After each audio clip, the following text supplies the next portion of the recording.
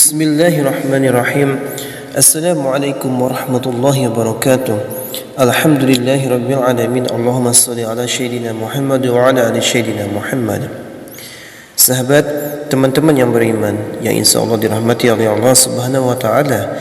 Pertama-tama marilah kita memanjatkan puja dan puji syukur kita kehadiran Allah Subhanahu wa taala yang mana atas limpahan rahmat, hidayah dan inayahnya kita semua hingga detik ini masih bisa dapat bernapas, sehingga masih bisa ada kesempatan kita untuk mengintrospeksi diri kita, memperbaiki diri kita, untuk menambah pundi-pundi amal kita, sehingga menjadi dapat bekal kita menghadap Allah Subhanahu wa taala.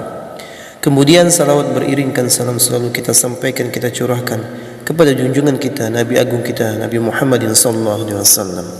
Sahabat yang beriman, dalam kesempatan ini kita akan mengulas kesalahan-kesalahan di dalam berwudu sehingga dapat menyebabkan batalnya solat.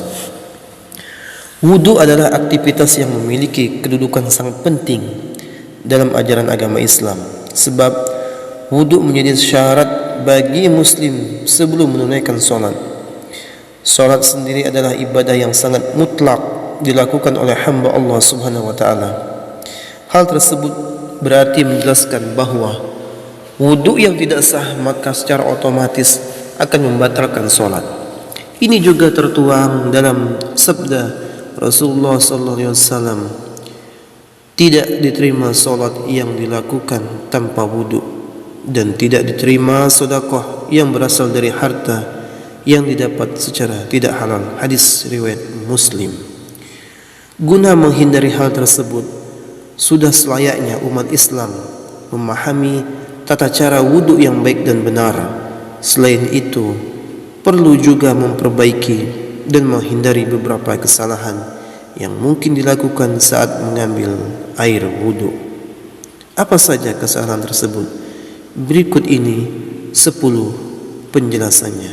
Yang pertama, tidak membaca bismillah.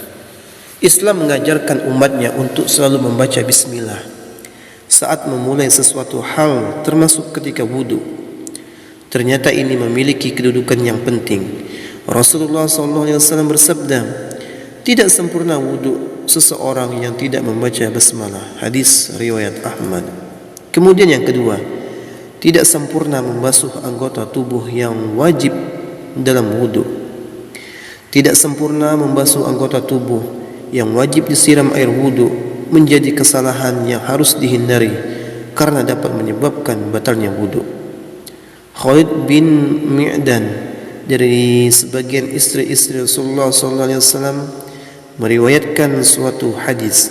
Sesungguhnya Rasulullah SAW melihat seorang laki-laki yang solat, sedangkan di punggung kakinya terdapat bagian mengilam karena tidak terbasuh oleh air wudu seukuran uang dirham.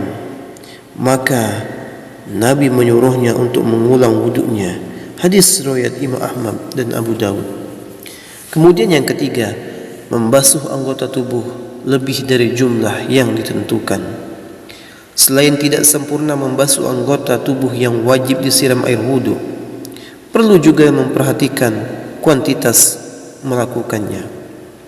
Apabila tiba-tiba merasa khawatir atau ada yang kurang, sebaiknya jangan membasuh lagi, karena bisa jadi sikap was-was itu justru datangnya dari syaitan. Kemudian yang berikutnya,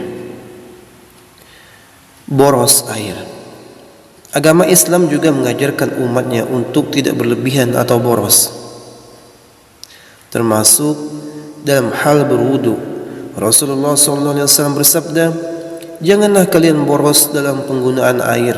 Maka beliau saat berkata, apakah dalam masalah air ada pemborosan?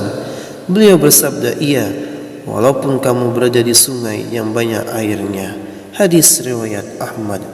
Kemudian yang kelima, menyebut nama Allah dalam WC atau membaca atau membawa benda yang mengandung lafaznya merupakan suatu hal yang makruh, maka sepantasnya bagi seorang muslim untuk menjauhinya.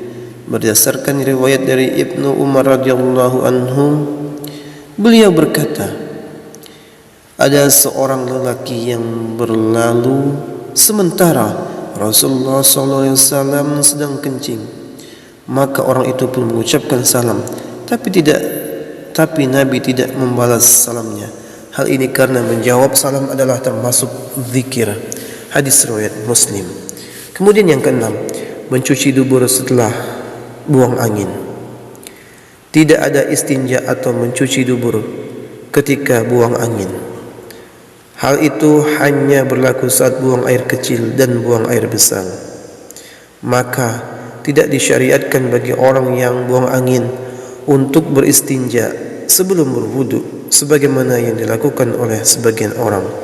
Imam Ahmad rahimahullah berkata, tidak terdapat dalam Alkitab, tidak pula dalam sunnah Rasulnya adanya istinja dalam buang angin. Yang ada hanyalah wudu. Kemudian yang ketujuh, tertidur lalu tidak mengambil wudu lagi.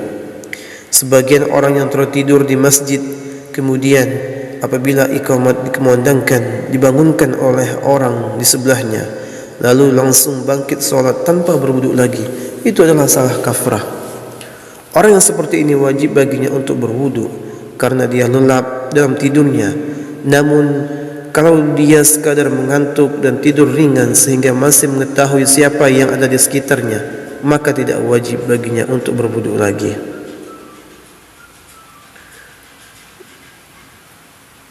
Itulah tadi sahabat yang beriman,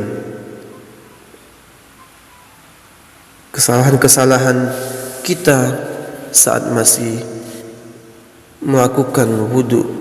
Jangan sampai kita semua melakukan wudu yang dapat membatalkan kita sholat. Kemudian yang berikutnya, yang kedelapan, perhatikan istinsyaq dan istinsar. Istinsyaq adalah menghirup air lewat hidung sampai ke pangkal hidung, sementara istinsar adalah mengeluarkannya, air yang dihirup tadi dari hidung. Sebagian kaum muslimin ketika berwudu kerap kali hanya memasukkan jarinya yang basah ke hidung. Hal itu harus diperhatikan karena Nabi Muhammad SAW pun pernah bersabda tentang istinsyaq dan istinsar. Barang siapa berwudu, hendaklah ia menghirup air ke hidung dan mengembuskannya kembali. Dan barang siapa yang melakukan istijmar, bersuci dari buang air besar dengan batu, hendaklah melakukannya dengan ganjil tidak genap. Hadis riwayat Imam Bukhari. Kemudian yang kesembilan, menganggap mengusap leher dianjurkan. Sebagian orang ada yang beranggapan bahwa mengusap leher saat membasuh wajah adalah hal yang dianjurkan. Padahal sebenarnya tidak demikian. Itu tidak dianjurkan dan tidak termasuk bagian dari wudu. Ingatlah prinsip kehati-hatian dalam Islam. Terkadang ketika menambah-nambahkan justru itu bisa menjadi bumerang. Kemudian yang ke-10, membaca doa tidak berdasar. Selain menambah-nambahkan gerakan wudu, membaca doa yang tidak ada dalam ajaran juga tentu menjadi satu kesalahan yang bisa membatalkan wudu dan tentu juga solat. Adapun doa yang disepakati secara syariat adalah bismillah di awal wudu, mengucapkan 2 kalimat syahadat di akhir wudu, lalu ditambahkan dengan asyhadu an la ilaha illallah wahdahu la syarikalah wa asyhadu anna Muhammad abduhu wa rasuluh, dan seterusnya. Wallahu a'lam bishawab. Mudah-mudahan bermanfaat. Itulah tadi kesalahan-kesalahan di dalam berwudu. Mudah-mudahan kita mengetahui, mudah-mudahan salat kita, wudu kita semuanya sah, agar salat kita juga sah, agar semua amal-amalan kita dapat diterima oleh Allah Subhanahu wa taala. Itulah tadi sahabat yang beriman, mudah-mudahan bermanfaat.